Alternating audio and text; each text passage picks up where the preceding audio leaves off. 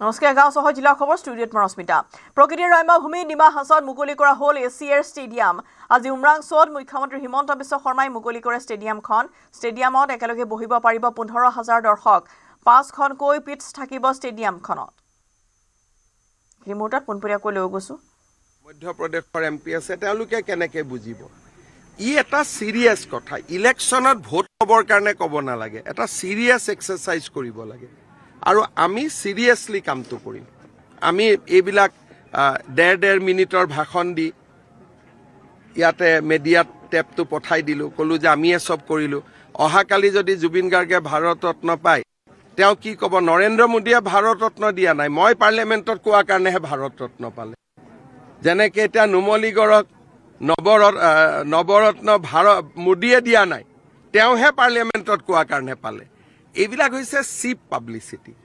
আৰু মই ভাবোঁ যে জুবিনক লৈ চিপ পাব্লিচিটি কৰিব নালাগে অন্ততঃ জুবিনৰ বিষয়ে পাৰ্লিয়ামেণ্টত ক'লে বিৰোধী চৰকাৰী সকলোৱে মিলি অন্ততঃ 1 ঘণ্টাত আলোচনা হ'ব লাগে কোনটো 20 তাৰিখ গধূলি 4টা বজাত গুৱাহাটী এয়াৰপৰ্টৰ নতুন টাৰ্মিনেল মুকলি হ'ব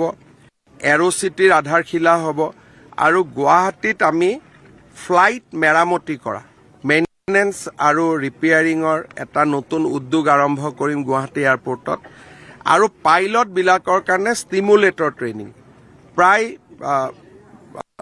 10,000 কোটি টকা বিনিয়োগ থাকিব এয়াৰপৰ্টত উদ্বোধনৰ পিছতো মোদী ডাঙৰীয়াই এই গোটেইবিলাক উদ্বোধন কৰিব বিমানবন্দৰ উদ্বোধন কৰিব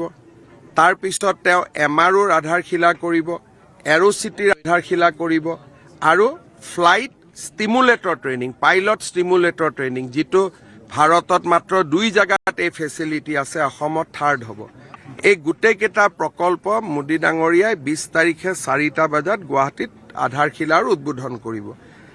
ৰাতিপুৱা 21 তাৰিখে ৰাতিপুৱা তেওঁ নামৰূপলৈকে যাব আৰু নামৰূপত আমাৰ নতুন যিটো সাৰ কাৰখানা হ'ব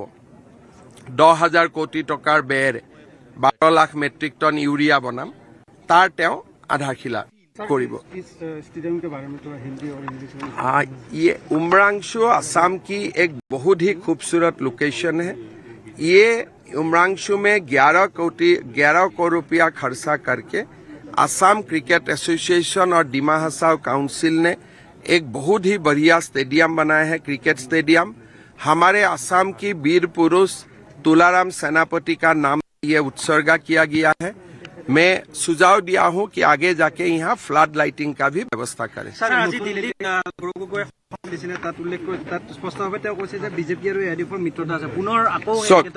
মানে মই এইটোৱে কৈছো যে বিজেপি AIDFৰ মিত্ৰতা অমুক তমুক এইবিলাক কৈ লাভ নাই আমি মিয়াক কি কৰি আছো এইটো মানুহে দেখা পাই আছে গতিকে AIDFৰো যদি কাবাৰ ঘৰ আছে আমি উচ্ছেদ কৰা নাই জানো আজিওতো এভিকশন চলি আছে সেইকাৰণে এইবিলাক বাজে কথা কৈ লাভ নাই গৌৰৱ গগৈ বা কংগ্ৰেছে নিজে মিয়াক ভাল পায় নে বেয়া পায় সেইটো কওক তেওঁলোকে মিয়াক মাটি দিম বুলি কৈছে নে নাই এভিকশন হোৱা মিয়াক তেওঁলোকে এভিকশন হোৱা মিয়াক ক্ষতিপূৰণ দিম বুলি কৈছে নে নাই গতিকে মিয়াক কোনে ভাল পায় মিয়াক খাবত কোনে ধৰে কান্দে কোনে অখিল গগৈ আৰু কংগ্ৰেছ পাৰ্টি গতিকে আমাক এইবিলাক কথা কৈ লাভ নাই মানুহে বুজি পায় বিজেপি বহুত আগত ওলাই গ'ল এতিয়া ধৰিব পৰা অৱস্থাত নাই আৰু মোৰ কথা গুৰুত্ব নিদিয়া ভাল কাৰণ মোৰ কথাত গুৰুত্ব দিলে তেওঁ ৰাতি টোপনি নাহিব গতিকে কেইটামান দিন ৰাতি শুৱক জুবিন গাৰ্গৰ হৈ যাওক তাৰ পিছত তেওঁটো ওলাব স্যাৰ আপুনি বৃন্দাবনী বস্ত্ৰৰ বাবে লণ্ডনলৈ গৈছিল সেই কথাকো গৌৰৱ গগৈয়ে কটাক্ষ কৰিছে তেওঁ কৈছে আপুনি লণ্ডনলৈ গৈ ভাল পায় আৰে হেতু মই তাৰমানে বৃন্দাবনী বস্ত্ৰখনো আনিব নালাগে তেওঁ লাজ নাই নেকি যে বৃন্দাবনী বস্ত্ৰ অনাকো সমালোচনা কৰে তাৰমানে তেওঁ মহাপুৰুষ শ্ৰীমন্ত শংকৰদেৱকো সন্মান কৰে বৃন্দাবনী বস্ত্ৰকো সন্মান নকৰে তাৰমানে তেওঁ নিজে বুজাই দিলে যে মই এটা পাকিস্তানী এজেণ্ট হয় আজি 4 মাহ ধৰি তেওঁ স্বীকাৰ কৰিলে যে মোৰ ল'ৰা ব্ৰিটিছ হয় আজিলৈকেতো নাগৰিকত্বটো সলনি নকৰিলে যেতিয়া আমি বুজাই দিলো তেওঁ ক'লে যে মই কোভিডৰ কাৰণে বাধ্যত পৰি ব্ৰিটিছ হ'ল কিন্তু আজি 4 মাহ হ'ল ভাৰতীয় নেকি? কৰাটো নাই। গতিকে তেওঁৰ কথাত আপোনালোকে যিমানে ইণ্টাৰেষ্ট দিব আপোনালোক ফচিব। মোৰ একো নহয়। ক'ৰবাত আপোনালোকে এগৰাকী দুগৰাকী জাৰ্নেলিষ্ট আছে, তেওঁৰ কাৰণে এতিয়া কাম কৰি আছে। আপোনালোকে চাব, দুই এজন জাৰ্নেলিষ্ট এতিয়া তেওঁৰ পলিটিকেল এডভাইজাৰো হৈছে। আফ্ৰিদাই টুইটত কিমান দুখ কৰে চাব আপোনালোক, এতিয়া পলিটিকেল এডভাইজাৰো হৈ গৈছে। গতিকে আপোনালোকে ট্ৰেপত পৰি যাব। গতিকে তেওঁৰ কথাক ইমান গুৰুত্ব নিদিব, কাৰণ যোনে, আৰু মই দুখো নিদিওঁ, তেওঁতো বৃন্দাবনী বস্ত্ৰৰ বিষয়ে কোনো জানিও। লণ্ডন কোনোবা মানুহ এদিনত ফুৰিব যায়? তেওঁৰ পাছপৰ্টখন চাব, তেওঁক লণ্ডন কেইদিনৰ কাৰণে যায়। মই 8 ঘণ্টা 9 ঘণ্টাৰ কাৰণে যোৱা মানুহ। গতিকে মোক এইবিলাক কৈ লাভ নাই। মোৰ ওপৰত যিমানে যি নহওক কিয় অসমৰ মানুহে মোক জানে, আৰু মই মোৰ কাৰণে চিন্তা নকৰোঁ। বিজেপি বহুত আগুৱাই গ'ল।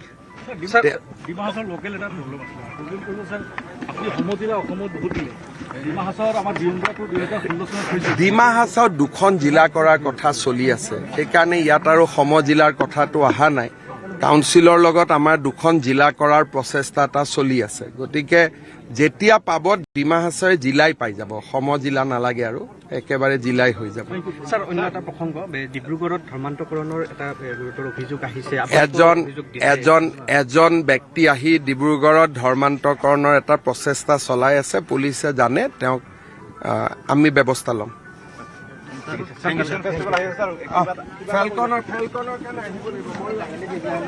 আজি ভাল লাগিছে নে নাই? ইমান ধুনীয়া ষ্টেডিয়াম দেখি ভাল লাগিছে। এতিয়া মোক দেবুলাল गार्लुसाई কৈ আছে যে यहाँ में क्रिकेट स्टेडियम होगा और सामने फुटबॉल का स्टेडियम भी होगा, तो दोनों क्रिकेट और फुटबॉल दोनों स्टेडियम उमरांशु को मिलने जा रहा है। अच्छा होगा कि नहीं होगा? बच्चा लोग, स्टूडेंट्स लोग, अच्छा लगा है कि नहीं लगा है? बढ़िया। अभी मैं 2 बातें बोलूंगा। पहले, उमरांशु में इतना बढ़िया स्टेडियम बना है, अगली साल यहां में भारत का जो अच्छा क्रिकेट प्लेयर है ना, धोनी से लेके विराट कोहली, किसी को लाके यहां में हम लोग को एक बढ़िया मैच करना पड़ेगा। देखने का मन है कि ना आप लोगों को? ठीक है, लेकिन जब वो लोग आएगा, उनका मन होगा कि रात में उमरांशु में रहने के लिए, और मेरा लगता है ये स्टेडियम दिन में जितना अच्छा लगेगा, रात में और ज्यादा अच्छा लगेगा। इसीलिए मैं देबूलाल जी और हमारा देवजीत सैकिया तरंगिया जी को बोलूंगा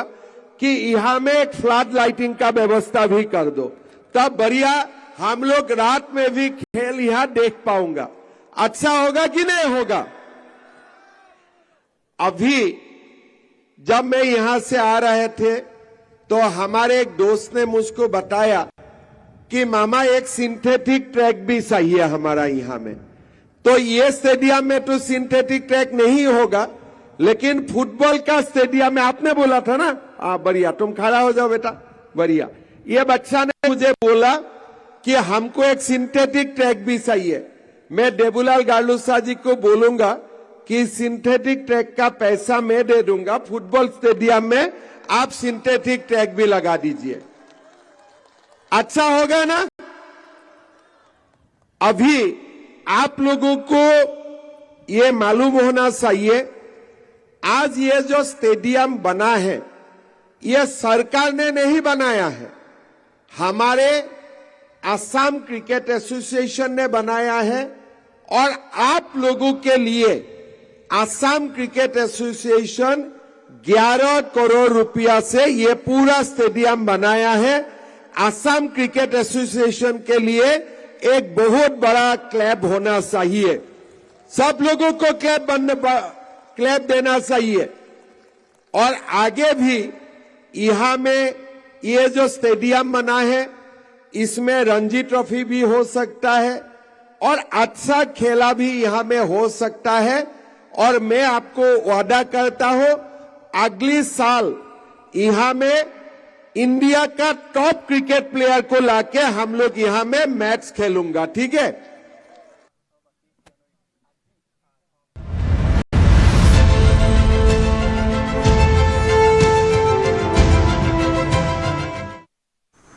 रूस राष्ट्रपतिर আজি দ্বিতীয়টো দিনৰ কাৰ্যসূচী ভাৰতত আৰু মোদী পুটিনৰ দ্বিপাক্ষিক বৈঠক প্ৰধানমন্ত্ৰী মোদীয়ে দিলে শান্তিৰ বাৰ্তা ভাৰতে শান্তিৰ পথত বিশ্বাস কৰে ভাৰত নিৰপেক্ষ নহয় ভাৰত হৈছে শান্তিৰ পক্ষত ভাৰত ৰাছিয়াই ইউক্ৰেইন সংকটৰ পৰা যোগাযোগত আছে ইউক্ৰেইন যুদ্ধৰ প্ৰসংগ আলোচনা দুই নেতাৰ যুদ্ধৰ বিৰুদ্ধে বন্ধু হিচাপে আমি পৰামৰ্শ আগবঢ়াইছো ৰাছিয়াৰ আমাৰ ওপৰত আস্থা প্ৰদৰ্শন কৰিছে আমি সকলোৱে শান্তিৰ বাবে চেষ্টা কৰিব লাগিব ৰাছিয়াই শান্তিপূৰ্ণ সমাধানৰ বাবে চেষ্টা কৰি আছে ইউক্ৰেইন সংকটক লৈ পুটিনৰ এই মন্তব্য শান্তিয়ে ইউক্ৰেইন সংকটৰ একমাত্ৰ समाधान बोली उल्लेख करे पुतिन ने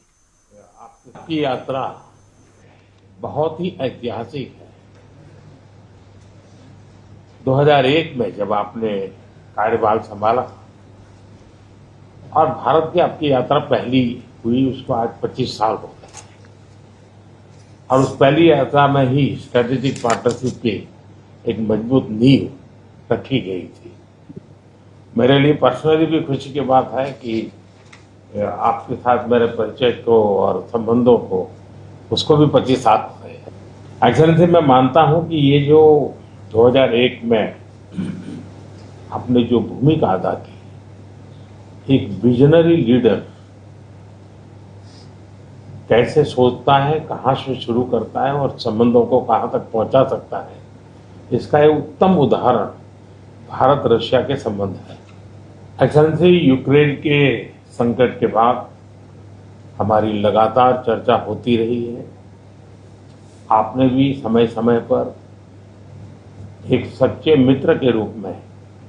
हमें सभी चीजों से अवगत कराया मैं समझता हूं कि विश्वास बहुत बड़ी ताकत है और आपको मैंने अनेक बार इस विषय की चर्चा भी की है और विश्व समक्ष भी मैंने रखा है विश्व का कल्याण शांति के मार्ग पर ही है हम सबको मिलकर के शांति के रास्ते तलाशने चाहिए और पिछले दिनों जो प्रयास चल रहे हैं मुझे पूरा विश्वास है कि विश्व फिर से एक बार शांति की दिशा में लौटेगा एक्सेलेंसी पिछले दिनों विश्व समुदाय के सभी नेताओं से जब भी मेरी बात हुई और उन्होंने जब विस्तार से मेरे चर्चा की मैंने हमेशा कहा राष्ट्रपति व्लादिमिर पुटिনৰ ভাৰত ভ্ৰমণৰ হৈছে আজি দ্বিতীয় দিনা ৰাষ্ট্ৰপতি ভৱনত দ্ৰৌপদী মুৰ্মুক সাক্ষাৎ কৰে ৰাছিয়াৰ ৰাষ্ট্ৰপতি ভ্লাদিমিৰ পুটিনে ৰাষ্ট্ৰপতি ভৱনত পুটিনক ৰঙা দলিচা পাৰি আদৰণি জনালে ৰাষ্ট্ৰপতি দ্ৰৌপদী মুৰ্মু আৰু প্ৰধানমন্ত্ৰী নৰেন্দ্ৰ মোদীয়ে ইয়াৰ পিছতে ৰাষ্ট্ৰপতি ভৱনত ভ্লাদিমিৰ পুটিনক জনোৱা হয় গাৰ্ড অফ অনাৰ দুইখন দেশৰ ৰাষ্ট্ৰপতিয়ে পৰিচয় কৰাই দিলে দুই দেশৰ প্ৰতিনিধিক ইয়াৰ পিছতে ৰাজঘাটত উপস্থিত হৈ জাতিৰ পিতা মহাত্মা গান্ধীক শ্ৰদ্ধাঞ্জলি জনায় ৰাছিয়াৰ ৰাষ্ট্ৰপতিগৰাকীয়ে ইয়াৰ পাছতে হায়দৰাবাদ হাউছত বৈঠকত মিলিত হৈছে মোদী আৰু পুটিন ৰাছিয়াৰ ৰাষ্ট্ৰপতি ভ্লাদিমিৰ পুটিনৰ ভাৰত ভ্ৰমণৰ দ্বিতীয়টো দিনৰ দিনা ৰাছিয়াৰ ৰাষ্ট্ৰপতিগৰাকীক আদৰণি জনায় প্ৰধানমন্ত্ৰীয়ে দিল্লীৰ পালম বিমানবন্দৰত পুটিনৰ বিমান অৱতৰণৰ পিছতে ৰাছিয়াৰ ৰাষ্ট্ৰপতিগৰাকীক আদৰিলে প্ৰধানমন্ত্ৰী মোদীয়ে হাস্য বদনেৰে দুই নেতাৰ কৰমৰ্দন আৰু আলিংগন বিমানবন্দৰত আদৰণি পৰ্বৰ পিছতে একেখন আসনতে প্ৰধানমন্ত্ৰীৰ আৱাসগৃহলৈ এখন বাহনতে প্ৰধানমন্ত্ৰীৰ আৱাসগৃহলৈ ৰাওনা হয় নৰেন্দ্ৰ মোদী আৰু ৰাছিয়াৰ ৰাষ্ট্ৰপতি ভ্লাদিমিৰ পুটিন প্ৰধানমন্ত্ৰীৰ আৱাসত নৈশ ভোজত ভাগ ল'লে ৰাষ্ট্ৰপতি পুটিনে আজি ভাৰত ৰাছিয়াৰ 23 সংখ্যক শীৰ্ষ সন্মিলনত ভাগ ল'ব ভ্লাদিমিৰ পুটিনে প্ৰধানমন্ত্ৰী মোদীৰ সৈতে দ্বিপাক্ষিক বৈঠকতো আজি মিলিত হয় কূটনৈতিক আৰু দুই দেশৰ বন্ধুত্বৰ সম্পৰ্ক প্ৰতিৰক্ষা বাণিজ্যৰ দিশেৰে হ'ব বৈঠক অতি গুৰুত্বপূৰ্ণ আমেৰিকাৰ ৰাষ্ট্ৰপতি ডোনাল্ড ট্ৰাম্পৰ প্ৰতি শুল্ক যুদ্ধৰ মাজতে ৰাছিয়াৰ ৰাষ্ট্ৰপতিৰ এয়া ভাৰত ভ্ৰমণ ভাৰতে ৰাছিয়াৰ পৰা তেল ক্ৰয়ক লৈ বাৰম্বাৰ সকিয়নি প্ৰদান কৰি আহিছে ট্ৰাম্পে কিন্তু ট্ৰাম্পৰ ভাবুকি লৈ কেৰেপ নকৰি ভাৰতত পৰিলক্ষিত হৈছে প্ৰধানমন্ত্ৰী মোদী আৰু পুটিনৰ যুগলবন্দী প্ৰধানমন্ত্ৰী মোদী আৰু পুটিনৰ বন্ধুত্ব আৰু দুই দেশৰ কূটনৈতিক গাঢ়তা ইতিমধ্যে প্ৰতিফলিত হৈছে পালম বিমানবন্দৰতে এই সম্পৰ্কই প্ৰত্যাহ্বান জনাব পাৰে নিজেই মহাশক্তিধৰ বুলি দাবী কৰি অহা আমেৰিকা আৰু ডোনাল্ড ট্ৰাম্পক প্ৰধানমন্ত্ৰীৰ আৱাসত হোৱা নৈশ ভোজতো চলিল মোদী পুটিনৰ কথাবাৰ্তা টিয়ানজিয়নত হোৱা এছচিঅ'ৰ সন্মিলনত একেখন বাহনতেই দেখা গৈছিল মোদী আৰু পুটিনক মোদীৰ সাক্ষাতৰ বাবে অপেক্ষাত আছিল ৰাছিয়াৰ ৰাষ্ট্ৰপতি যি দৃশ্যই লাভ কৰিছিল ব্যাপক চৰ্চা এইবাৰ টিয়ানজিনৰ দৃশ্যৰে পুনৰাবৃত্তি ঘটিল দিল্লীৰ পালম বিমানবন্দৰত পালম বিমানবন্দৰৰ পৰা একেখন বাহনতে উঠিয়েই ভাৰত ভ্ৰমণৰ প্ৰথমটো যাত্ৰা কৰিলে মোদী পুটিনে দুই এটাৰ বন্ধুত্বপূৰ্ণ সম্পৰ্কৰ প্ৰতিফলন ঘটিল পালাম বিমানবন্দৰতো পালাম বিমানবন্দৰৰ ফটো শ্বেয়াৰ কৰি ৰাষ্ট্ৰপতি পুতিনক সামাজিক মাধ্যম যোগেও ভাৰতলৈ স্বাগতম জনালে প্ৰধানমন্ত্ৰী নৰেন্দ্ৰ মোদীয়ে সামাজিক মাধ্যমত বন্ধু বুলি পুতিনক সম্বোধন কৰিলে প্ৰধানমন্ত্ৰী নৰেন্দ্ৰ মোদীয়ে বন্ধু পুতিনক আদৰণি জনাই অতিকৈ আনন্দিত ভাৰতলৈ স্বাগতম বন্ধু ভ্লাদিমিৰ পুতিনক এনেদৰে সামাজিক মাধ্যম যোগে প্ৰকাশ কৰিলে ভাৰতৰ প্ৰধানমন্ত্ৰীগৰাকীয়ে ভাৰত ৰাছিয়াৰ বন্ধুত্বপূৰ্ণ সম্পৰ্কই জনসাধাৰণক উপকৃত কৰিছে বুলি উল্লেখ কৰিলে প্ৰধানমন্ত্ৰীয়ে অমৃতসৰৰ চিত্ৰশিল্প জগজুট ৰুবুলে ৰাছিয়াৰ ৰাষ্ট্ৰপতি ভ্লাদিমিৰ পুতিনৰ প্ৰতিচ্ছবি অংকন কৰে এই প্ৰতিচ্ছবিখন প্ৰেৰণ কৰা হ'ব মস্কোলৈ প্ৰতিচ্ছবিখন নিৰ্মাণ কৰিবলৈ প্ৰায় 12 দিনৰ প্ৰয়োজন হৈছিল প্ৰায় 12 দিনৰ পিছতে সম্পূৰ্ণ হৈ উঠিছে এইখন প্ৰতিচ্ছবি ৰুবুলে নিজ হাতেৰে পুতিনৰ এই প্ৰতিচ্ছবিখন প্ৰদান কৰিব বিচাৰিছিল পিছে পুতিনৰ ব্যস্ত সূচীৰ বাবে এয়া সম্ভৱ হৈ নুঠিল ইয়াৰ পূৰ্বেও তেওঁ কেইবাজনো প্ৰধানমন্ত্ৰী ৰাষ্ট্ৰপতিৰ ছবি অংকন কৰিছে ৰাছিয়াৰ ৰাষ্ট্ৰপতি ভ্লাদিমিৰ পুতিনক গীতা উপহাৰ প্ৰধানমন্ত্ৰী নৰেন্দ্ৰ মোদীৰ ৰুছ ভাষাত লিখা গীতা ৰাষ্ট্ৰপতি পুতিনৰ হাতত তুলি দিলে ভাৰতৰ প্ৰধানমন্ত্ৰীয়ে পুতিনক গীতা উপহাৰ দিয়াৰ ফটো সামাজিক মাধ্যম যোগে প্ৰকাশ কৰিলে প্ৰধানমন্ত্ৰী মোদীয়ে গীতাৰ শিক্ষাই বিশ্বৰ কোটি কোটি লোকক প্ৰেৰণা দিয়ে বুলি প্ৰকাশ কৰিছে প্ৰধানমন্ত্ৰী মোদীয়ে উদাহৰণস্বৰূপে গীতা প্ৰদান কৰি শান্তিৰ বাৰ্তা প্ৰেৰণ কৰিব বিচাৰিলে ভাৰতৰ প্ৰধানমন্ত্ৰীগৰাকীয়ে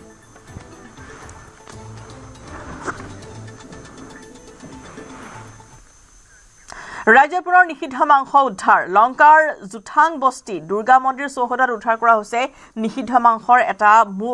এটা পলিথিনৰ ভিতৰত উদ্ধাৰ কৰা হৈছে কটা মূৰৰ অৱশিষ্ট ঘটনাক লৈ অঞ্চলজুৰি তীব্ৰ উত্তেজনা বিৰাজ কৰিছে পৰৱৰ্তী সময়ছোৱাত উদালি আৰক্ষী উপস্থিত হৈ আৰম্ভ কৰিছে ঘটনাৰ তদন্ত ইতিমধ্যে ঘটনা সন্দৰ্ভত আৰক্ষীয়ে এজন লোকক আটক কৰি জেৰা অব্যাহত ৰাখিছে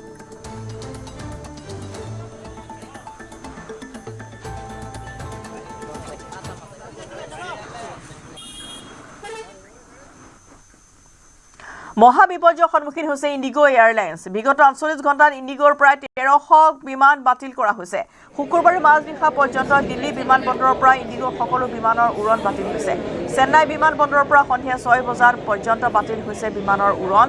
আৰু আজি এতিয়ালৈকে 6 শতাধিকতকৈ অধিক বিমানৰ উৰণ বাতিল কৰিছে ইণ্ডিগোই বৃহস্পতিবাৰেও কেইবা শতাধিক বিমানৰ উৰণ বাতিল হৈছিল কাৰিকৰী বিজুতিৰ বাবে বিমান বাতিল হোৱাৰ কথা সদৰি কৰিছে ইণ্ডিগোয়ে হায়দৰাবাদ বিমানবন্দৰতো কলকাতা হৈ অসম আৰু উত্তৰ পূবৰ অন্য ৰাজ্যলৈ যাবলৈ বহু যাত্ৰী এতিয়াও অপেক্ষা কৰি থকা পৰিলক্ষিত হৈছে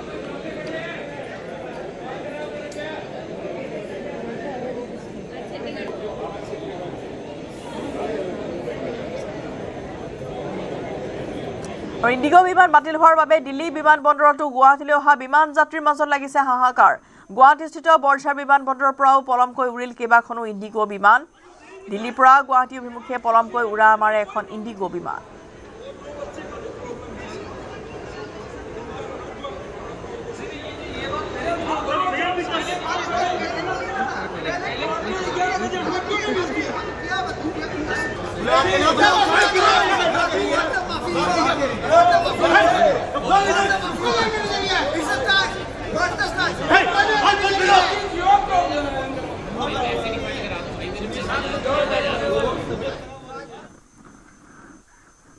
গোৱাত পথ দুৰ্ঘটনাৰ মৃত্যু হল অসমৰ যুৱকৰ পথত ৰাখি থোৱা অৱস্থাতে এখন বাহনে খুন্দা মাৰে নগাঁৱৰ হালুৱা গাঁৱৰ যুৱকজনক মৃত যুৱকজনৰ নাম হৈছে মুকুট জ্যোতি বৰা কৰ্মৰ সন্ধানত আজিৰ পৰা 6 মাহ পূৰ্বে গোৱালৈ গৈছিল যুৱকজন সমগ্ৰ ঘটনা বন্দী হল চিচিটিভিত আমি দৃশ্য দেখুৱাইছো গোৱাত এনেধৰণে এটা পথ দুৰ্ঘটনাৰ মৃত্যু হল অসমৰ যুৱকৰ পথত ৰৈ থকা অৱস্থাতে এখন বাহনে খুন্দা মাৰে নগাঁৱৰ এই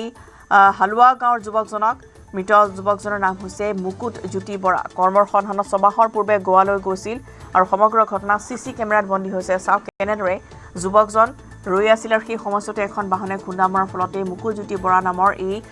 যুৱকজনৰ ইতিমধ্যে মৃত্যু হৈছে পৰৱৰ্তী সময়ছোৱাত স্থানীয় ৰাইজ তাত উপস্থিত হয় আৰু স্থানীয় ৰাইজৰ সহযোগিতাত চালকজনক আটক কৰা হৈছে মুকুট বৰা সেই পথতে ৰৈ আছিল আৰু সেই বাহনখন অহাৰ লগে লগে তেওঁ সেই পথত ৰৈ থকা অৱস্থাতে সেই বাহনখনে এনেদৰে খুন্দা মাৰে যাৰ ফলত থিতাতে মৃত্যু সাৱটি ল'লে মুকুট বৰা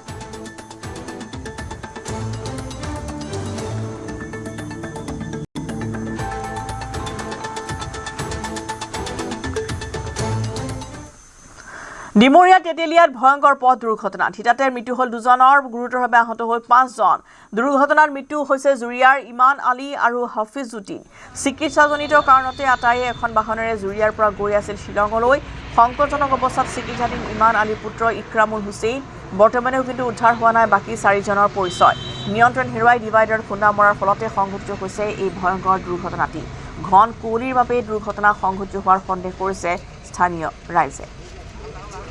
আমাক আমি খবৰ পালোঁ 4:30 বজাত আমি লগে গ'লোঁ গৈ পেলাই দেখিলোঁগৈ তাতে গাড়ীখন ৰাস্তাৰ মাজত পৰি আছে এইখন গাড়ী তাৰপৰা আমি 3জন মানুহ পালোঁ 2জন গাড়ীৰ ভিতৰতে আছিলে আৰু তিনিজনে আছিলে এজনক সহজে উলিয়াব পাৰিলোঁ বাকী 2জন উলিয়াওঁতে অলপ সময় লাগিছিলে জি এম চি লৈ গ'ল এজন আমি সোণাপুৰ ডক্টৰে চিকিৎসা দিলোঁ আমি আকৌ এলে থানালৈ এতিয়া ঘৰ মানুহ আহি আছে দুজন ঢুকাইছে ঘৰ মানুহ আহি আছে তেনেকুৱা সৈতে আইচি কৰি পেলাই মানুহ কেইজন আছিল মানুহ এনেই শুনা মতেতো মানুহ আমি 3জন লগ পাইছোঁ বাকী 8জন আছে বুলি গম পাওঁ কিন্তু কনফাৰ্ম নহয় উলুবাৰী উৰণ সেতুত পথ দুৰ্ঘটনা ঢালাই মেচিন বাহনে মহতিয়াই নিলে উৰণ সেতুৰ ৰেলিং তীব্ৰ বেগত আছিল AS01 EFP 0241 নম্বৰ বাহনখন নিয়ন্ত্ৰণ হেৰুৱাই তীব্ৰ বেগত খুন্দা মাৰে উৰণ সেতুখনৰ এটা অংশত ফলত উৰণ সেতুখনৰ এটা অংশ সম্পূৰ্ণৰূপে ভাঙি যায় আনফালে দুৰ্ঘটনাৰ ফলত তীব্ৰ যান-জঁটৰ সৃষ্টি হয় পথজুৰি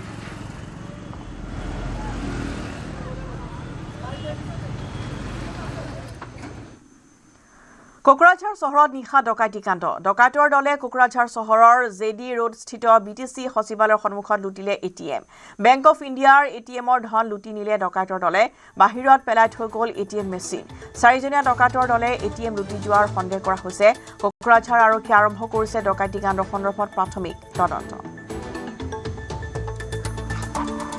মই তো দেখা নাই ৰাতি 4:30 মান পুলিশে ফোন কৰিছে আপোনাৰ দোকানৰ ওচৰতে ATMটো চুৰি হৈছে অলপ আহক আপোনাৰ CC কেমেৰাটো ফুটেজটো চাব লাগে তো মোৰ CC কেমেৰাটো একচুয়ালি বাইরে দেওয়া নাই পাশের দোকানে টোটোর দোকানে যেটা আছে একটু মেমোরিটি নিয়ে গেছে তারপিছত তাহার পিছতে মই দেখলো যে এনেকে ATM মেশিনটো বাইরে তোলাইছে পুলিশের মানুষে আছে 10 মিনিট কম 3টা বা 3:15 এইটু টাইমের মধ্যে ঘটনাটা হয়েছে সিসি ক্যামেরাটো খালি ভুড়িটো দেখা গেছে 4-5 জন মানুষ ভুড়িটো দেখা গেছে 3-4 জন 5 জন এনেকা মানুষ আইছে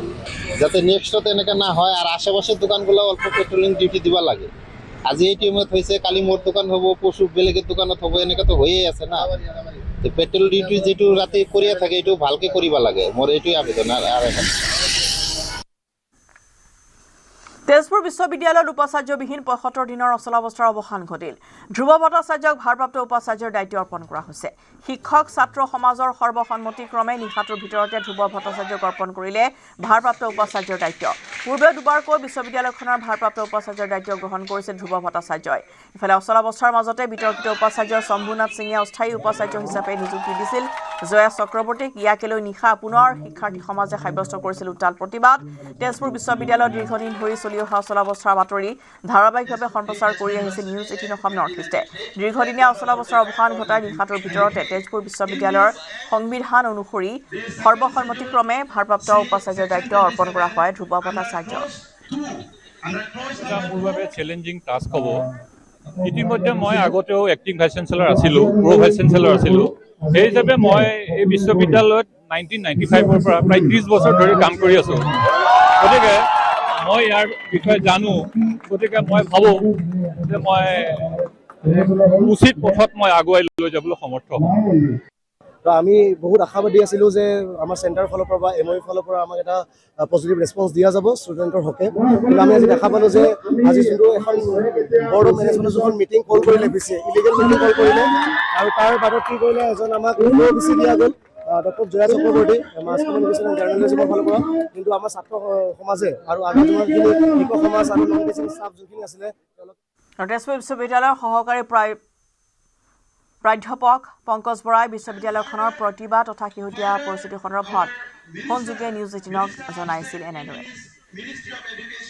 আমি অৱসান ঘটিল বুলি ক'ব নোৱাৰো এটা সাময়িকভাৱে এটা আমি কিছু তাৰ এটা সিদ্ধান্ত এটা পাইছো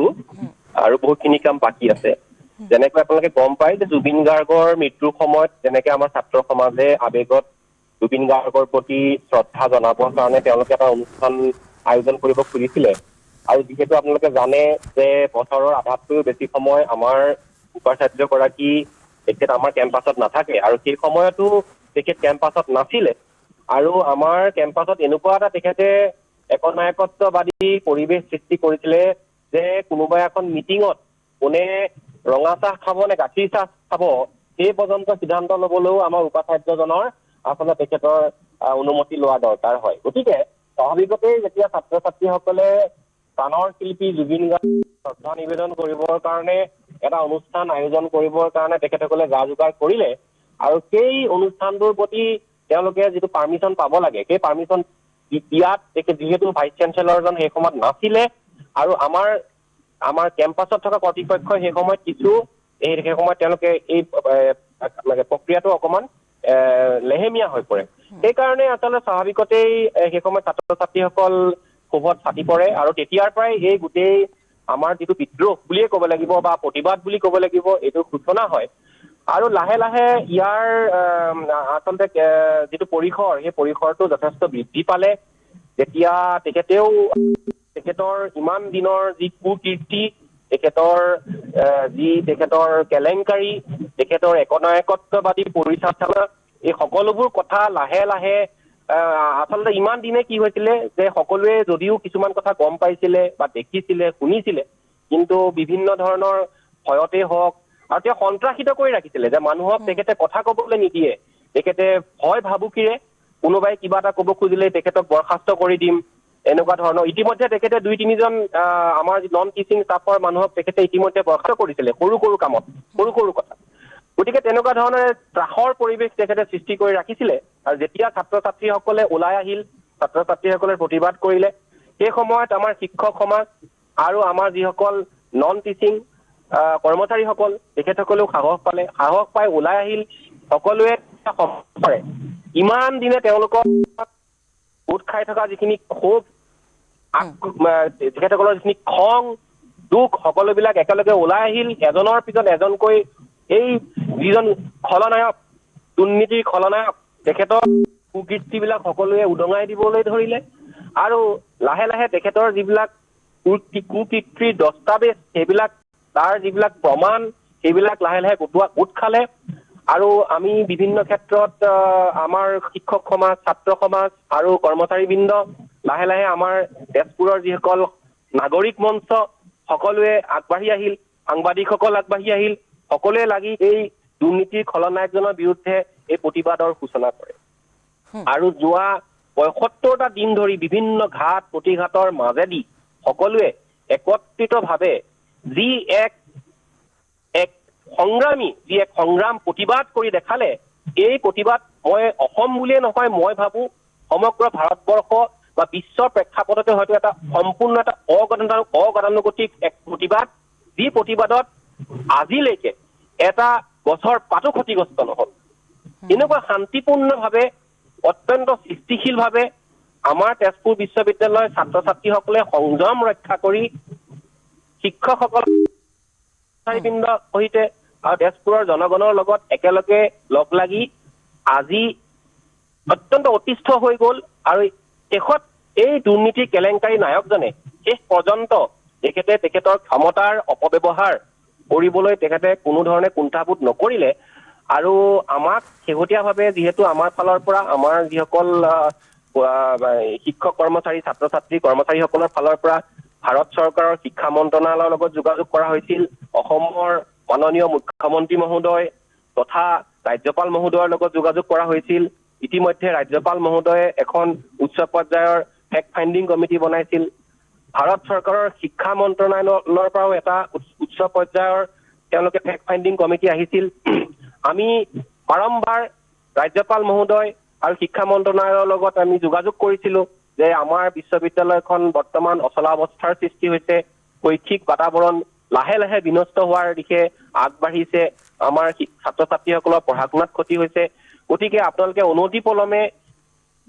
এই যিজন আমাৰ দুৰ্নীতিৰ নায়ক শম্ভুনাথ সিং তেখেতক বাধ্যতামূলক ছুটিত যাবলৈ দি আমাৰ তেজপুৰ বিশ্ববিদ্যালয়ৰ আইন 1993 চনৰ তেজপুৰ বিশ্ববিদ্যালয়ৰ যিখন আইন, সেই আইনত লিখা আছে যে যদি এজন উপাচাৰ্যই তেখেতে যদি কেম্পাছৰ পৰা আঁতৰি থাকে 60 দিনতকৈ বেছি আৰু তেখেতে যদি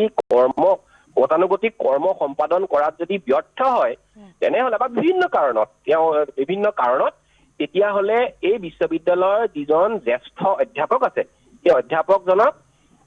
কাৰ্যনিৰ্বাহী উপাচাৰ্য হিচাপে এক্টিং ভাইচ চেঞ্চেলৰ হিচাপে তেওঁ নিজেই আচলতে সেই চকীত বহিব পাৰে can shall assume the charge of the আৰু ধ্ৰুৱ ভট্টাচাৰ্যৰ পূৰ্বে বিতৰ্কিত উপাচাৰ্য শম্ভুনাথ সিঙে জয়া চক্ৰৱৰ্তীক নিযুক্তি দিছিল অস্থায়ী উপাচাৰ্য ৰূপে জয়া চক্ৰৱৰ্তীক নিযুক্তি দিয়াক লৈও সৃষ্টি হৈছিল এক উত্তপ্ত পৰিস্থিতিৰ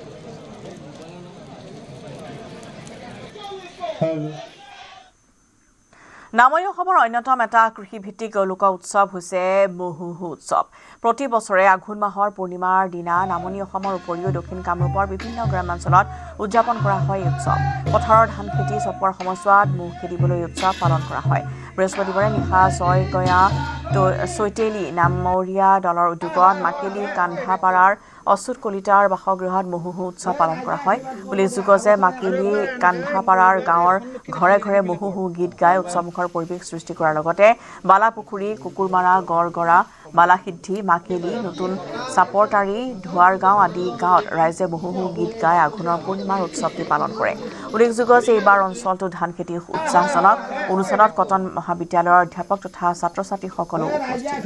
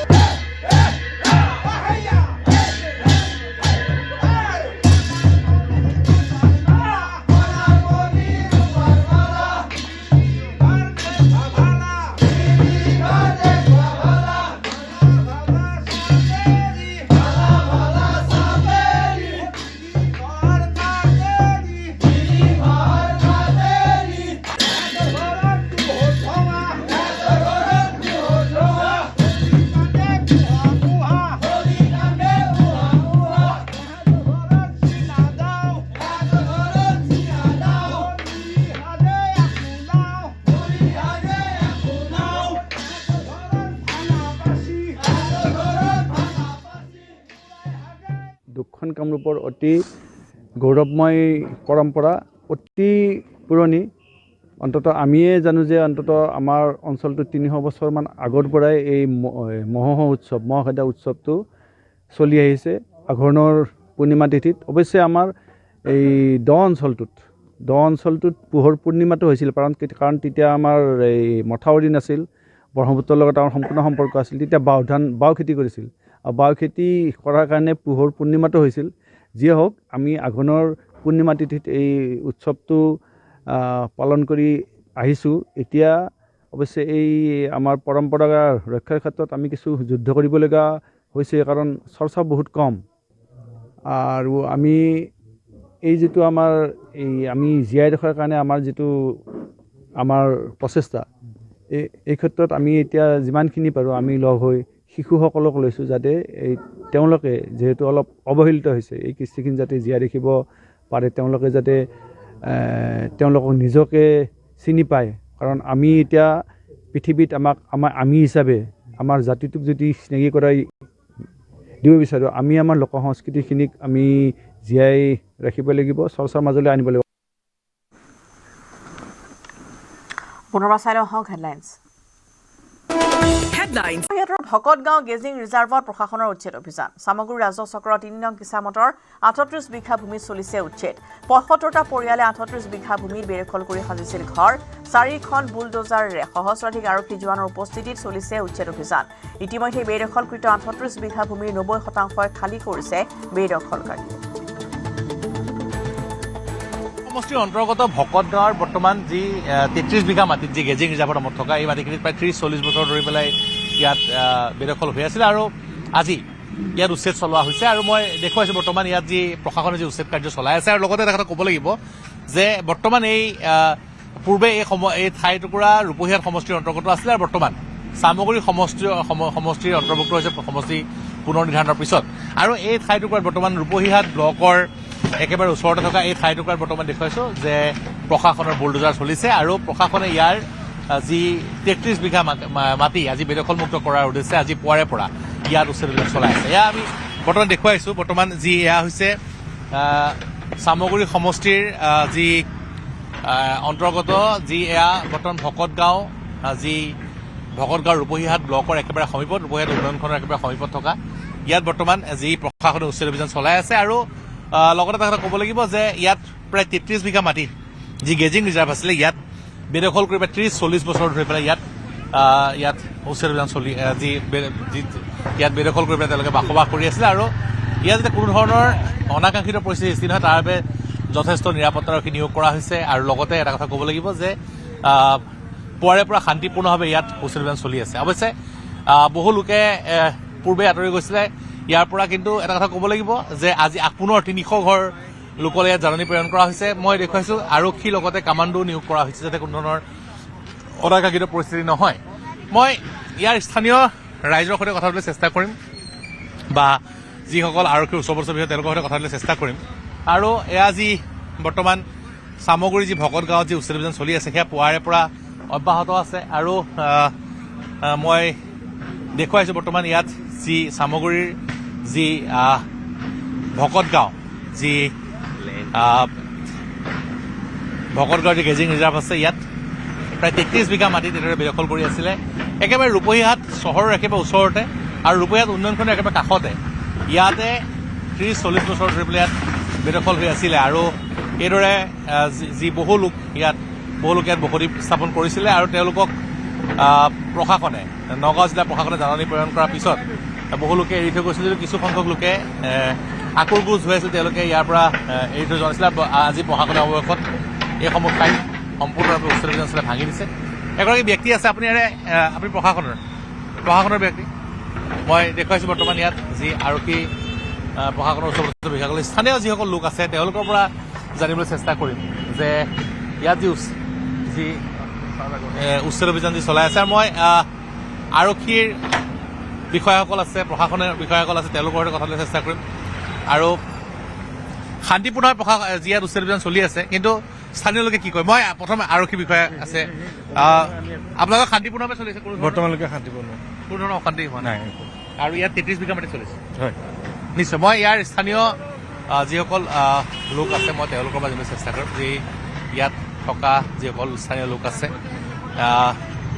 আপোনালোক ইয়াৰে স্থানীয় লোক ইয়াত আপোনালোকৰ ঘৰ আছিল নেকি? নাই আপোনালোকে চাবলৈ আহিছে উচ্ছেদ কিমান দিন হ'ল ইয়াত থকা ইয়াত উচ্ছেদ অভিযান ইয়াত বেদখল কৰি কিমান দিন হ'ল ইয়াত মানুহবিলাক কিমান দিনৰ পৰা আছিলে ইয়াত? বহুত বছৰ আছে এতিয়া নিজে নিজে মানুহবিলাক বহুত গুচি গ'ল। 50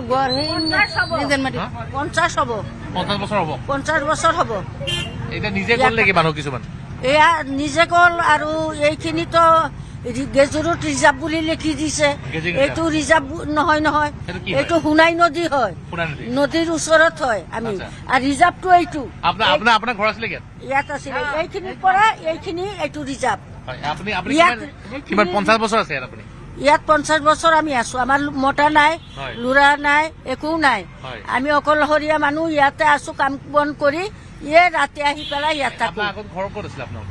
আমাৰ ঘৰ সেই ভকতগাঁও এইখিনিত আছিলে। মাটিখিনি বেছি দিলে আমাৰ ভাই ককাই, দেউতা মৰি গ'ল, বেছি দিলে পিছত আৰু ক'ত যাম, পিছত আহি পেলাই এইখিনিত আছো। এতিয়া আৰু যাব কাৰণে জাগা নাই। নগাঁও জিলাৰ ৰূপহীহাটৰ ভকতগাঁৱত আজি আৰম্ভ হৈছে এক উচ্ছেদ অভিযান। 15 দিন আগতে জাননী জাৰি কৰা হৈছিলে, প্ৰশাসনৰ তৰফৰ পৰা জাননী জাৰি কৰা হৈছিলে আৰু ভকতগাঁৱৰ 12 নং কিছামতৰ প্ৰায় 38 বিঘা মাটি আজি উচ্ছেদ অভিযান চলি আছে। ইয়াত প্ৰায় 72টা পৰিয়াল বসবাস কৰি আছিলে। তেওঁলোকে চৰকাৰী ভূমিত সম্পূৰ্ণ অবৈধভাৱে বসবাস কৰি আছিলে আৰু আজি প্ৰশাসনে সেই উচ্ছেদ অভিযান চলাইছে। মই সেই উচ্ছেদ অভিযানৰ দৃশ্যাংশসমূহ দেখুৱাই আছোঁ। এয়া উচ্ছেদ অভিযান চলি আছে। ভকতগাঁৱৰ যি উচ্ছেদ অভিযানে 15 দিন আগতে জাননী জাৰি কৰিছিলে আৰু 15 দিন পিছত আজি উচ্ছেদ অভিযান চলিছে। এই যিসকল লোক আছে, যিসকল অবৈধ বেদখলকাৰী আছে, বেদখলকাৰীসকলৰ অধিকাংশ ইতিমধ্যে তেওঁলোকে ঘৰ দুৱাৰ ভাঙি আঁতৰি গৈছে। খবৰ দিছে বাতৰিৰ সময় হ'ল এটি বিৰতিৰ।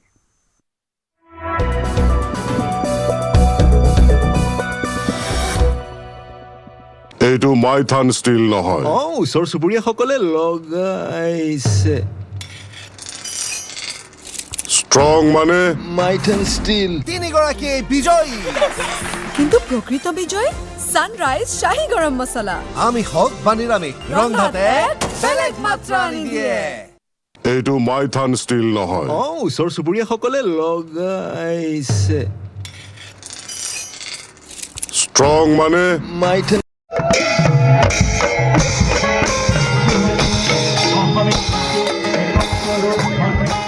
গৌৰৱ উজ্জ্বল শতবৰ্ষত ঐতিহাসিক চন্দ্ৰকান্ত সন্দিকৈ ভৱন। স্বৰ্ণীল ইতিহাসৰ স্মৃতি সুঁৱৰি শতবৰ্ষৰ আড়ম্বৰপূৰ্ণ উদযাপন। অসমীয়া ভাষা সাহিত্যৰ হৃদপিণ্ডস্বৰূপ ঐতিহাসিক চন্দ্ৰকান্ত সন্দিকৈ ভৱনৰ শতবৰ্ষ মহোৎসৱৰ শুভাৰম্ভণি অসম সাহিত্য সভাই শ্ৰদ্ধাঞ্জলি নিবেদন কৰে অসমীয়াৰ প্ৰাণৰ শিল্পী জুবিন গাৰ্গলৈ।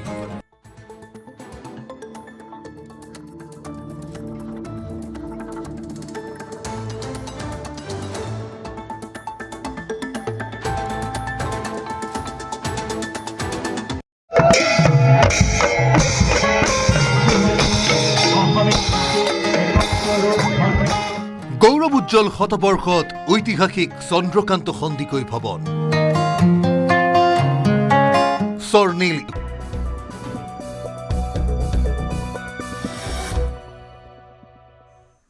চাপৰ ৰঙামাটিত এক চাঞ্চল্যকৰ ঘটনা। দাবী কৰা ধন নিবলৈ আহি মেগজিনবিহীন পিষ্টলসহ আটক হ'ল 2 যুৱক। ধৃত যুৱক জয় কোকৰাঝাৰৰ লতিফ আলী আৰু আব্দুল মজিদ। পলাতক আন 2 যুৱক। ঘটনা অনুসৰি 4 যুৱকে ৰঙামাটিৰ সমীৰ আলীক ফোনযোগে ধন দাবী কৰিছিল। দাবী কৰা ধন নিবলৈ সমীৰ আলীৰ ঘৰলৈ আহিছিল 4 যুৱক। সমীৰ আলীয়ে গাঁৱৰ ৰাইজৰ সহযোগত আটক কৰে 2 যুৱকক। 2 যুৱকৰ পৰা জব্দ কৰা হৈছে মেগজিনবিহীন পিষ্টল আৰু যুৱকৰ দলটোৱে ব্যৱহাৰ কৰা বাহনখন।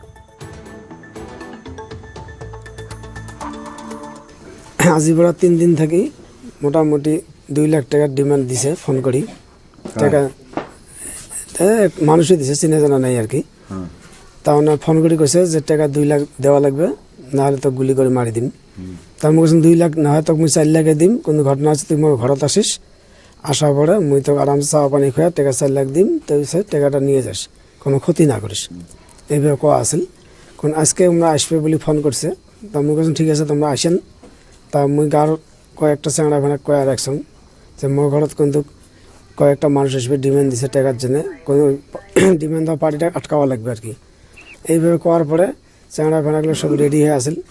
গাড়ি আসছে, গাড়ির মধ্যে 4 জন মানুষ আসেল। 2 জন আসেল গাড়িত, বলারও গাড়ি। 2 জন গাড়ির মধ্যে আসেল আর 2 জন বাড়ির ভিতরে ঢুকছে। ঢোকার পরে মুখে ভাই বস, চা বানাইছে, চা খেয়ে পয়সা নিয়ে যা। তার সঙ্গে না আমার সময় নেই, দে পয়সা দে ফটাফট। তার মুখে পয়সাটা অল্প দেরি আসবে লাগছে। কোয়াতে অন্ত ফটকে পিস্তল বেরিয়ে করছে। হুড়ি জুড়ে করা মুই সাথে যে পিস্তল ধরছে মোক গাড়ি চড়া খায় আর কি। তা মুই কেছেন যে পয়সা দেন, তুই পয়সা নিয়ে যা। তারপর পিস্তলটা দিয়ে মোর মাথাত মারছে, মাথা ফাটাই দিছে, রক্ত বেড়েছে। বেড়ার পরে সবাই শব্দ পেয়েছে, চাঁগুলো সাইডত আসেল, চোখ দিয়ে উড়িয়েছে। আসি হুড়ি জুড়ে করে ধরছি, ধরি আনতে বাইত বান্ধি রাখা হয়েছে। বান্ধি রেখে থানাত ফোন করা হয়েছে, থানার থেকে পুলিশ আসি আমাকে 2 জনক নিয়ে গেছে। মহানগৰীৰ নিজৰা পাৰত চাঞ্চল্যকৰ ঘটনা। ৰাজপথত এক দম্পতীক আক্ৰমণ 5 যুৱকৰ। ঘৰলৈ গৈ থকা অৱস্থাত বাট আগচি ধৰি বেলচাৰে প্ৰহাৰ। সংকটজনক অৱস্থাত 2কে ভৰ্তি কৰা হয় হাস্পতালত। ৰাজপথত পেলাই থোৱা বালিৰ দমক কেন্দ্ৰ কৰি এই ঘটনা সংঘটিত হৈছে। বালিৰ দমক লৈ প্ৰথমে হৈছিল তৰ্কযুদ্ধ, ইয়াৰ পিছতে কাজিয়াই লয় চূড়ান্ত ৰূপ। মহিলাগৰাকীৰ কাপোৰ ফলাৰ লগতে স্বামীক বান্ধি থয় 5 যুৱকে। কাগজত নিজৰ ভুল লিখি দিয়াৰ পিছতহে এৰি দিয়ে 2কে। অভিযুক্ত যুৱককেইজনৰ নাম ৰমজান আলী, আব্দুল ৰছিদ আহমেদ, ছফিকুল আলী, ৰহমতুল্লাহ আৰু ৰুহিম।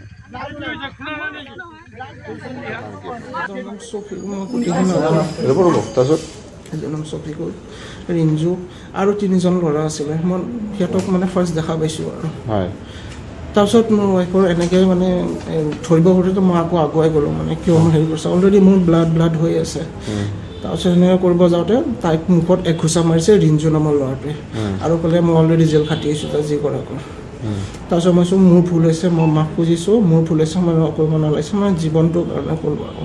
বাচিবৰ কাৰণে বহুতকেইটা মানুহ জমা হ'ল কিন্তু কোনেও বচাব নাহিলে মোক বচাব নহ'লে মোক মাৰি পেলাব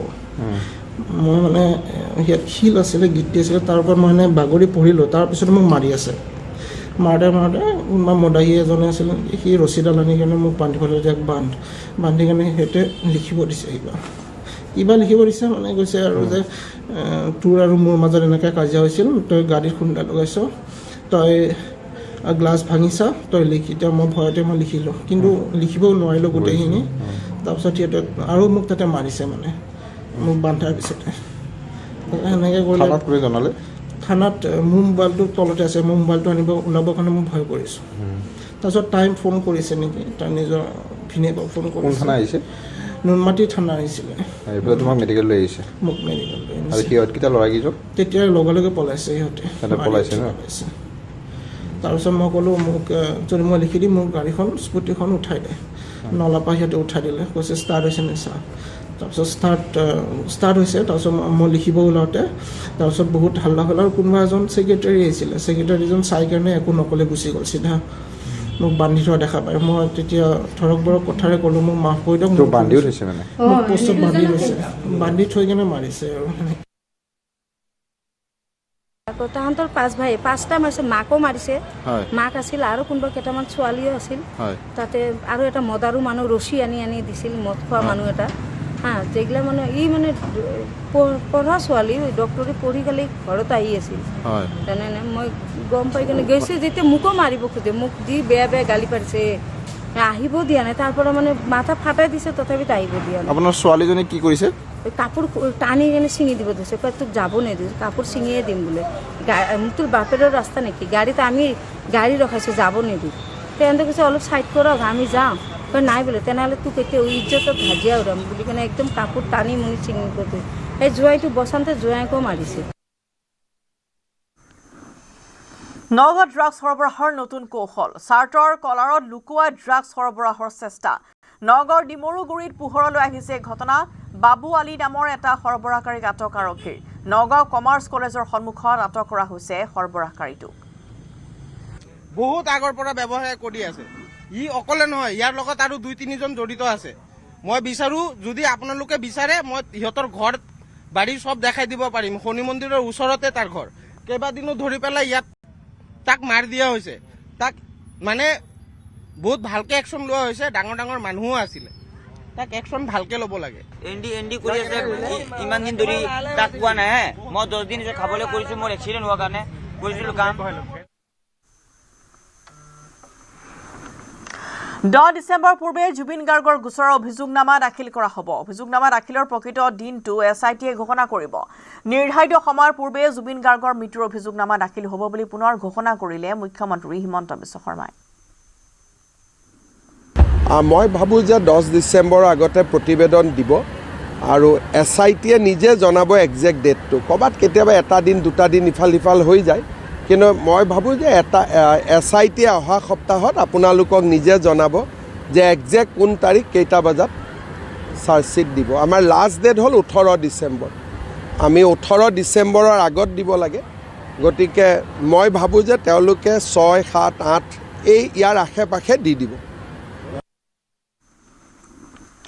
কাহিলীপাৰাত সংঘটিত ঘটনাৰ এক নতুন পাক কমল বিশ্বাসে ব্লেডেৰে নিজেই নিজক আঘাত কৰিছিল ব্যক্তিগত সমস্যাৰ বাবে আত্মহননৰ চেষ্টা চলাইছিল মাছ ব্যৱসায়ী কমল বিশ্বাসে আহত কমলৰ ঘৰ ধুবুৰী আগমনিত গুৱাহাটীত মাছৰ ব্যৱসায় কৰিছিল কমল বিশ্বাসে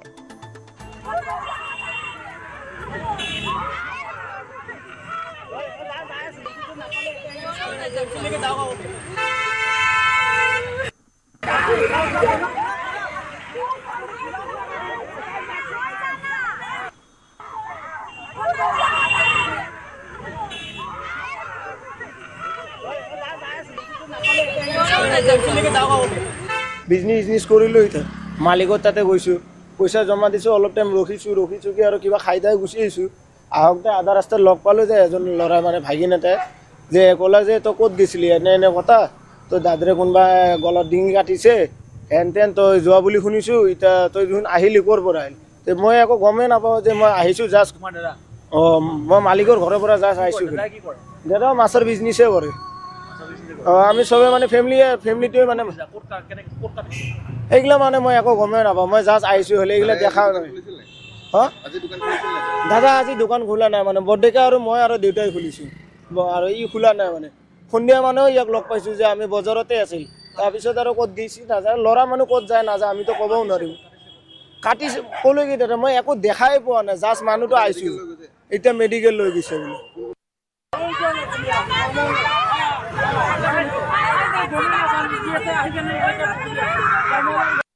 এইফালে কি হ'ল নহ'ল ভাইটি মই নাজানো মই পিছত গ'লো পেচেণ্টটোক গাড়ীত তুলি লৈ গ'ল অথতিয়ে এইখিনি জানো মই এনে শুনা পাইছোঁ গালা কাটি দিছে বুলি কোনে কাটিল নাকাটিল এইটো আমি নাজানো মই এইটো শুনা পালোঁ অমল বিশ্বাস অমল বিশ্বাস যাৰ গালা কাটছে কমল বিশ্বাস ইয়াতে থাক কি কাম কৰে মাছেৰে বেপাৰ কৰে দোকান আছে মাছৰ দোকান আছে ইয়াতে বয় নাই নাই এইবিলাক নাই কেইটামান বজাত মই ভালকে নাজানো মই টাইম চোৱা নাই ন মই পটকে আহিলো ৰুমৰ পৰা আৱাজ শুনি কেনে সেনেকে আমাৰ গম নাপাওঁ মই পৰি আছিল মানে অলপ গলত এটি যাওঁ এইটো মই চোৱা নাই ভালকে দূৰৰ পৰা চাইছোঁ মেডিকেল লৈ গ'ল ঘটনাটো মানে মইতো একো গম পোৱা নাছিলোঁ এতিয়া মানে মই দোকান বিজনেছ কৰা যোৱাকালি নিশা আনুমানিক 10টা 10:30মান বজাত আমাৰ দিছপুৰ থানালৈ খবৰ আহিছিলে জটিয়া ফিছ মাৰ্কেট মাছৰ বজাৰখনৰ ওচৰতে এটা ঘপিওৱাৰ ইনচিডেণ্ট হৈছে বুলি লগে লগে আমাৰ OC দিছপুৰ আৰু IC ভগদত্তপুৰ থানালৈ মানে কি যে পিঅ'লৈ যায় দেখে যে কমল বিশ্বাস নামৰ মানুহ এজন যিজন জটিয়াৰে কিন্তু অৰিজিনেল ধুবুৰী আগমনিৰ হয় তেখেতে তাতে আঘাতপ্ৰাপ্ত হয় আৰু তেখেতক দিছপুৰ হস্পিটেলত ভৰ্তি কৰা হয় তেতিয়া আমাৰ টিমটোৱে লগে লগে পিঅ'টো ভিজিট কৰে আৰু তাৰপিছত দিছপুৰ হস্পিটেলত ভিজিট কৰে আৰু তাৰপিছত দিছপুৰ হস্পিটেলত কমল বিশ্বাসে কয় তেখেতে নিজৰ পাৰ্চনেল প্ৰব্লেমৰ কাৰণে নিজে নিজৰ ডিঙিটো কাটি আত্মহত্যা কৰাৰ প্ৰয়াস কৰিছিলে গতিকে এতিয়া তেখেতৰ কণ্ডিশ্যনটো ষ্টেবলেই হয় গতিকে এইটো কোনো মানে ঘপিওৱাৰ ইনচিডেণ্ট নহয় নিজে এটা মানে ছুইচাইড কৰিবৰ কাৰণে এটেম্প লৈছিলে কিন্তু তেখেত বৰ্তমান দিছপুৰ হস্পিটেলত আছে বৰ্তমান ষ্টেবল হয় কোনো মানে বেলেগ একো নাই বশিষ্ঠ আৰক্ষীৰ জালত পৰিছে ভণ্ড বাবা ধৃত ভণ্ড বাবাটো হৈছে হুজাইৰ চাহিদুল আলী সৰুপথাৰৰ পৰা গ্ৰেপ্তাৰ কৰা হৈছে ভণ্ড বাবাটোক বাবাৰ ভাও ধৰি বেলতলাৰ বিনা হাজৰিকা নামৰ মহিলাৰ ঘৰত চলাইছিল লুটপাট ঘৰৰ পৰা লুটি নিছিল সোণৰ গহনাসহ অন্যান্য মূল্যৱান সামগ্ৰী বশিষ্ঠ আৰক্ষীৰ তৎপৰতাত সৰুপথাৰৰ চুৰি সামগ্ৰীসহ গ্ৰেপ্তাৰ কৰা হৈছে ভণ্ড চাহিদুলক উদ্ধাৰ কৰা হৈছে সোণৰ চেইন সোণৰ আঙঠি সোণৰ খাৰু সোণৰ কাণফুলি ৰূপৰ বেছলেট ৰূপৰ খাৰু ভণ্ড বাবাৰ পৰা চুৰি সামগ্ৰী ক্ৰয় কৰিছিল হুজাইৰ জিতেন্দ্ৰ এইচ নামৰ লোকজনে ভণ্ড বাবাজনৰ স্বীকাৰোক্তিৰ ভিত্তিত গ্ৰেপ্তাৰ কৰা হয় জিতেন্দ্ৰ এইচক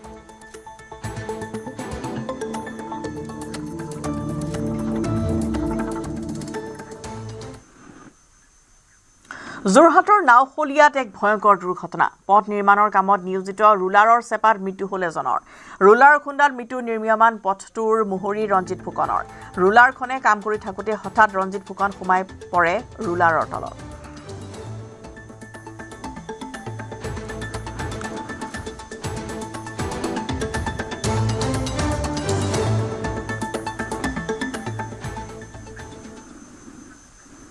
আৰু ইয়াৰ লগতে সামৰিছোঁ গাঁও চহৰ জিলাৰ খবৰ নমস্কাৰ